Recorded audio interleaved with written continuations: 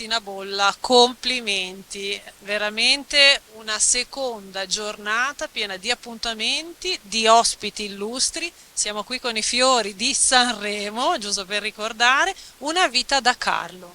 Sì, siamo proprio con i Fiori di Sanremo per omaggiare la serie che abbiamo premiato Paramount e Filmauro, perché sono venuti a girare Liguria, una serie che comunque ha anticipato i tempi. Ricordiamo che la terza stagione di Vita da Carlo parla di un Carlo Verdone che è stato chiamato a condurre Sanremo e il vincitore nella serie TV è stato proprio Lucio Corsi.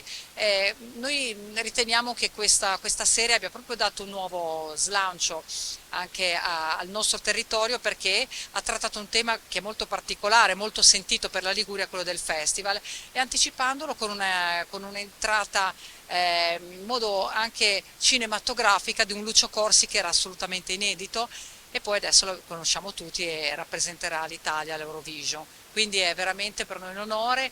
La copertina di Vita da Carlo era ricoperta di fiori che sono i fiori di Sanremo e noi abbiamo voluto dedicare con questo misto colore proprio a questa grande serie che ha omaggiato il nostro territorio con tante maestranze territoriali coinvolte nel progetto e con una promozione che poi adesso continua anche dopo la vittoria di Lucio Corsi reale come secondo posto al Festival di Sanremo. Di una Genova Liguria Film Commission sempre più intraprendente, sempre più addentrata in quelle che sono le produzioni, perché c'è stato proprio dei numeri importantissimi da quando insomma hai fatto tu tutto questo lavoro e hai creato questa importantissima squadra. Sì, siamo una bella squadra, non sono solo io, ma ci sono persone di mestiere, come diciamo noi, che si occupano dei vari settori.